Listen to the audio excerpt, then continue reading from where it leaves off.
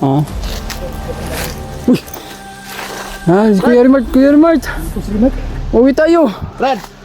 Ano ni Brad? Uwi tayo, Brad! Oh! Agay! Brad! Bantay, Brad! Ito, abulin natin! Hoy, huwag kang magpadala sa depression mo. Tara! Ilang buwan kaming naghanap sa'yo. Para ka lang makita. Kuya Rimart, uwi na tayo ba? Ano mo yung ano mo, Brad? Labanan mo yung depress mo! Brad, mamusil, Brad! Hoy! Grabe ito. Naiiyak talaga ako tol, pasensya na po kayo. Marami kaming nadaan ng mga bangkay tol. Siya pa lang siguro na tumudas yung lahat. Mga bangkay na nagkalat sa kapaligiran. Imposible naman tol na na-hypnotize siya. Parang depression, nawalang kain-kain. Parang na-depress siya sa paghahanap sa kanyang kamera. Tumawag naman yung pamilya niya, asawa at anak niya. Kung nakita na ba namin daw si Kuya Rimart. Sinabi namin na hindi pa. So pupursigihin talaga namin tol na hanapin talaga namin. Kundi kung sakali na makita namin. Kasi tinutukan kami ka ng baril tol eh. Parang hindi niya na kami kilala. Ginagantihan ba? Diyos ko Lord. Hinahanap ko. Ayun yung nasa isip ko. Kumintay tol kung anong Kakaiyak talaga ito. Laban pa rin tayo. Makita namin ulit. Hulihin namin. balik yung isipan niya. Kaya kanina ay taka talaga ako yung pagtawag namin sa pangalan niya. Hindi talaga siya nakakilala. Paprin nyo lang kami tol. Sa bawat kaligtasan namin, lalo na po kay Kuya Rimart. Lipasan ang gusto. Pagka nalipasan lang yun ng gutom si Kuya Rimart.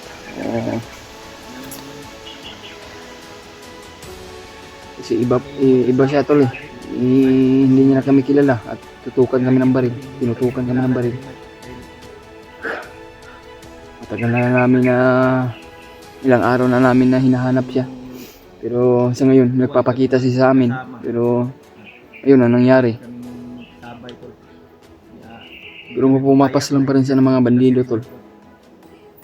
Siya yung may gawa yung nagkalat ng bangkay dito sa bawat paligid.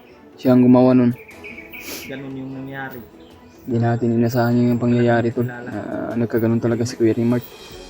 Yun ay parang depress yung nangyari sa kanya tol. Talaga ko yun talaga. Ipasan Hindi na ba naiyak talaga ako. Kala namin mauuwi na kami. Kanina pumunta namin yung mga bangkay na nakita. Sana kailangan talaga natin na mahanap yung may dalang kamera. Kailangan namin Para mabalik namin ulit si Rimart. ulit si Kuya Rimart at ano sa kanyang kaisipan. Dahil nadi-depress talaga yun. Takpin natin si Rimart kung mahimo lang tabangan nato gapos para maulian ba. Uhulihin talaga natin. Hindi lang natin paputukan ha. Kay basig Pero hindi tayo magkumpiyansa, baka paputukan tayo niyan. Baka sa ating dalawa mayroon matatamaan. Mugani no. Kaya hindi niya alam yung ginagawa niya tol, parang na-depress lagi si Rimart lagi. Dili pud siguro na-hypnotize si Rimart kay pumas lang man ang bandido. Sa tingin ko kuyos, na-depress talaga, nalipasan ng gutom ba sa paghahanap sa kanyang cellphone. Kaya kailangan naming makita yung bandido na may hawak na cellphone para matulungan si Rimart ba. Mabalik yung isipan niya. Hindi ta magdugayos. Padayon ta. Ipangitaon na to si Rimart. Sa abot na namin magkakaya to, hanapin namin to. Para hindi kami agrabyado ba. Dahil walang ibang katulong kay Rimart. Tayo yung inano ni Rimart dito. Bantay Antay dala. Dito tayo. Iba yung pakiramdam ko dito. Kailangan dyan.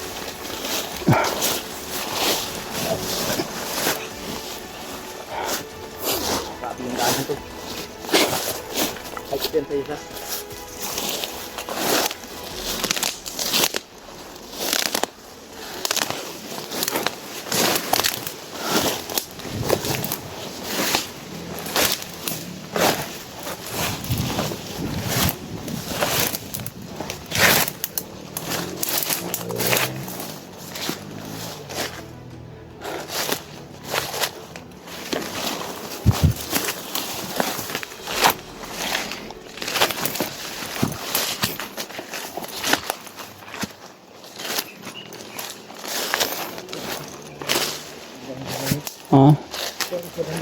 Uy. Si Kuya Rimart, Kuya Rimart. Ito si Remark. Uwi tayo. Brad! Ano ni Brad? Uwi tayo, Brad. Oh, agay! Brad, bantay, Brad! Ito, huli natin, hul! Brad! Kami ni! Tara! Huwag kang magpadala sa depress mo, pamilya mo, tumawag na sa amin! Koy! Brad! Kami ni Koy! Uwi tayo! Koy! Kuya Rimart! Hulihin natin Yus! Hulihin natin to! Huliin natin to, hul. Tara, ikabansal, mamamaril siya. Silong tani ba? Koy, huwag kang magpadala sa depression mo! Tara! Ilang buwan kaming naghanap sa'yo para ka lang makita. Kuya Rimart, uwi na tayo ba? Ano mo yung ano mo, Brad? Labanan mo yung depress mo! Brad, mamusil, Brad! Koy! Huwag kang... Brad, tumakbo, Brad! Abulin natin! Koy! Ayos! Abulin natin! Huwag na wala! Kuya Rimart! Kuya Rimart! Wala siya dito, bay. Ha? Dito siya dumano. Siguro. Parang may bandido sa unahan day. May bandido yung gikuan ba? Susilid ang Koy bay. Ito, muntikan pa kaming matamaan. Binaril kami. Depressed talaga si Remark. Rahul.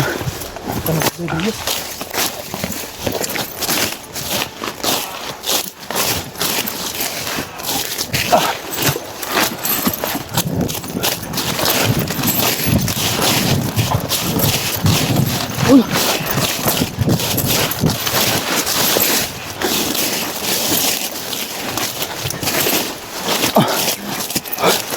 Nakapin natin siya, Rimart.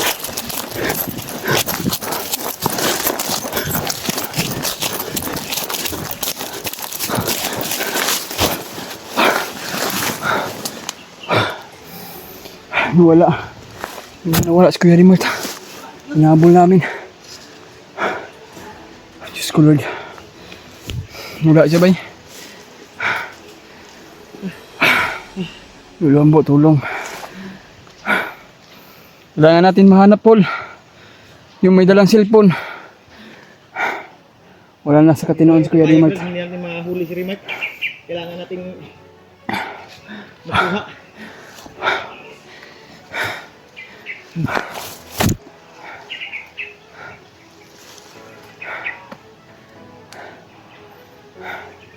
Diri dito yung dagan, Diyos ba?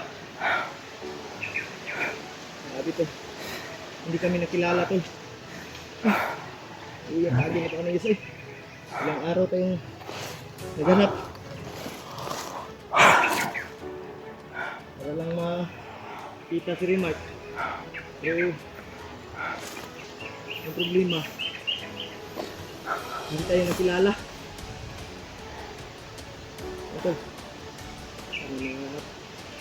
Tulungan namin yung isipan ni Remark para mabalik sa dati.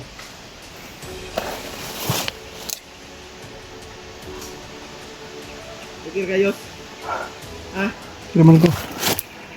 Nalulungkot lang talaga ako kay Rimart ba. Kita na Kung ilang. ano na nangyari sa kanya. Kita pa dulong Yus.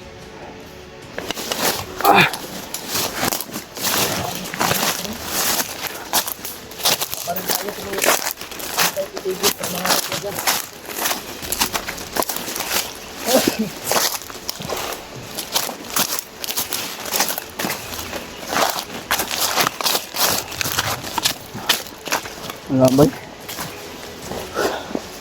Pagod lang yung aabutin natin. Bakit pa? Koy! Bakit pa nangyari kay Kuya Rimar to? Maawa ka naman sa amin, Koy. Maawa na to. Kaming pahirapan. Maawa ka naman sa amin, Kuya Rimar. Sana.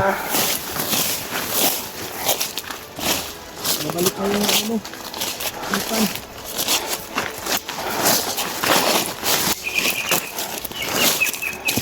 Sarap mahina yung katawan ko. Yan, nakita ko kay Kuya Rimar.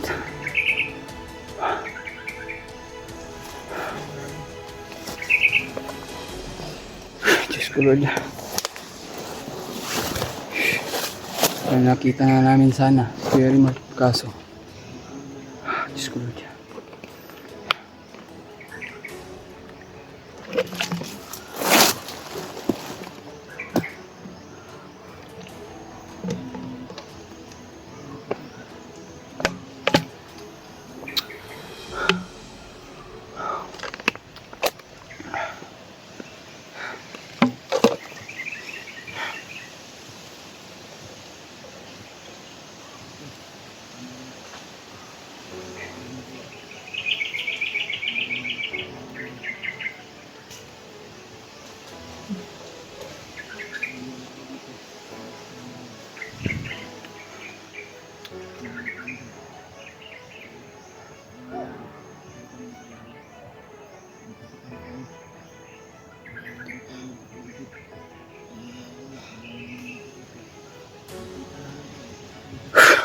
Sabi, pagod lang yung inabot namin, pero akala namin na makakasama namin si Kuya Rimar. Kakasakit isipin to, anong nangyari sa kanya. Pero tuloy pa rin tayo hanggat sa ating makakaya. Ito naman yung layunin talaga natin, matutulungan natin yung mga kasamahan at hindi tayo susuko hanggat may kakaya pa.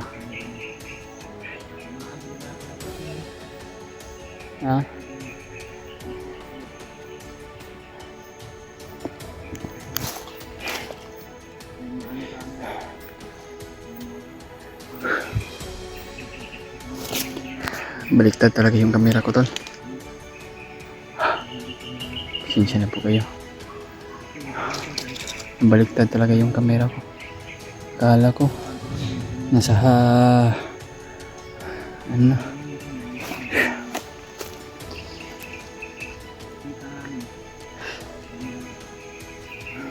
grabe yung paghihirap.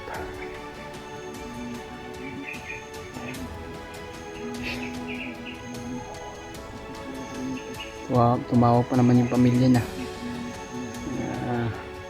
Nag-alala sa talaga. Sobrang alam na yung anak niya. Sabi pa naman yun ng anak niya na nasaan lang yung papa niya. So, tinabi namin naandun sa unahan para hindi iiyak yun, para hindi malulungkot yung anak niya.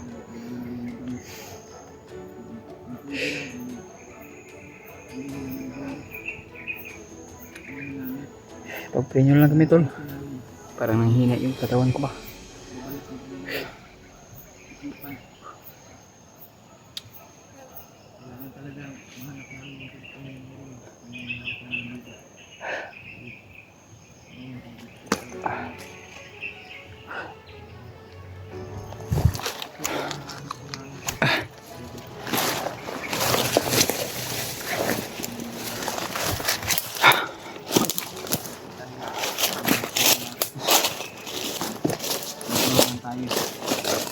Sila Janry, sila Bid, ay sila Edward, Kuya Bad.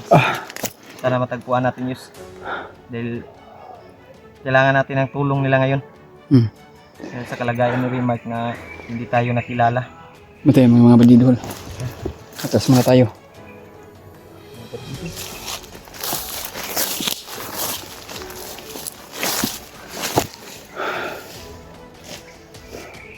Kaya mga bandidol. Tara, doon tayo sa unahan.